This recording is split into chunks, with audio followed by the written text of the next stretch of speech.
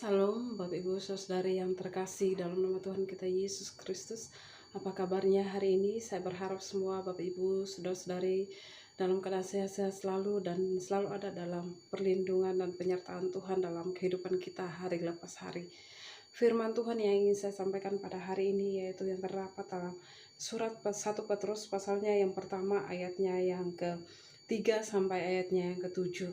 Namun sebelumnya saya hanya membaca ayatnya yang ke-6 dan ayatnya yang ke-7 untuk mempersingkat waktu, yang bunyinya demikian. Bergembiralah akan hal itu sekalipun sekarang ini kamu telah seketika harus berduka cita oleh berbagai-bagai pencobaan.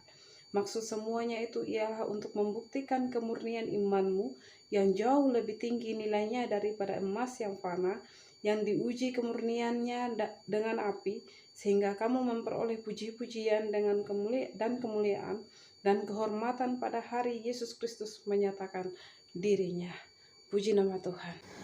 Bapak Ibu Saudari yang terkasih dalam nama Tuhan kita Yesus Kristus, sadarkah kita bahwa segala sesuatu yang Tuhan izinkan terjadi dalam kehidupan kita sama sekali bukan kebetulan?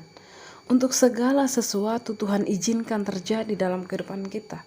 Dia mempunyai tujuan untuk masa depan yang bisa jadi tidak dapat kita pahami saat ini. Namun kita percayalah bahwa ada upah yang menantikan kita untuk semuanya itu.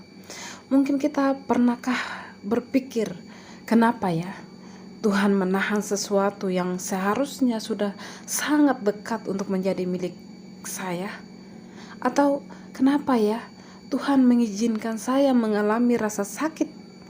Namun pernahkah kita berpikir bahwa kenapa ya Tuhan mengizinkan saya mendapatkan kenaikan pangkat, kenaikan gaji, atau mendapatkan pasangan untuk menikah, atau dan yang lainnya?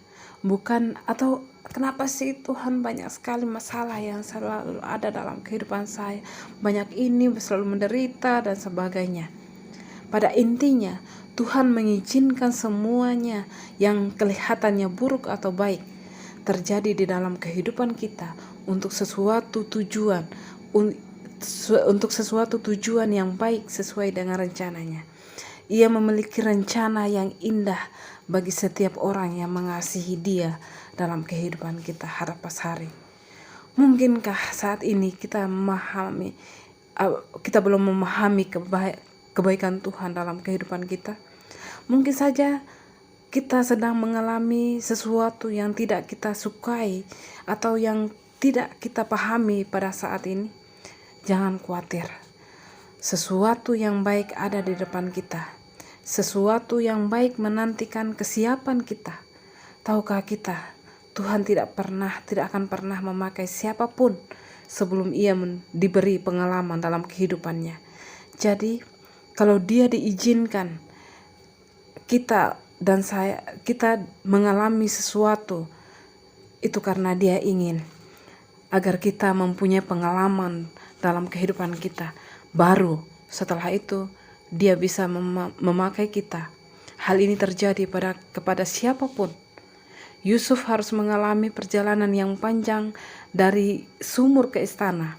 Namun melalui semua peristiwa yang ia alami, akhirnya Tuhan memakainya menjadi seorang yang berkuasa. Ia menjadi penjamin kehidupan bangsa Israel dalam masa kelaparan. Paulus juga harus mengalami kebutaan ketika Tuhan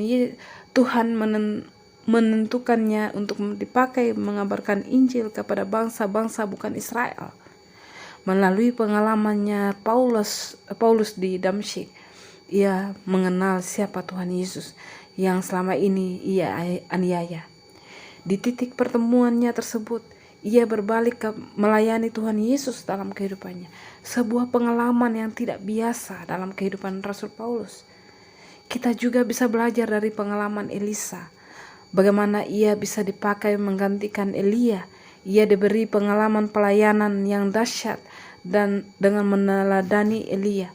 Dari pengalamannya itu, akhirnya ia juga menjadi pelayan yang penuh dengan kuasa dan urapan. Sekali lagi, jangan menyerah, tekuni, dan lakukan segala hal yang sedang berlangsung saat ini dengan ucapan syukur. Pelangi itu tidak akan pernah muncul jika tidak ada hujan.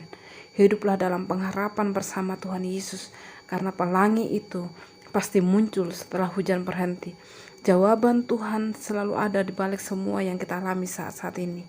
Yang penting, jangan pernah undur dari iman yang kita miliki kepada Tuhan Yesus. Jika kita kehilangan iman di tengah-tengah situasi yang kita hadapi, semua proses-proses yang kita hadapi, maka sia-sialah semua yang kita alami ini.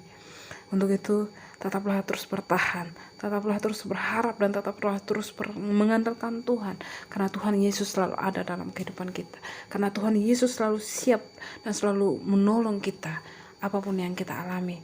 Maka Tuhan akan memberikan kita jalan keluar dalam kehidupan kita hari lepas hari. Tuhan Yesus memberkati kita. Shalom.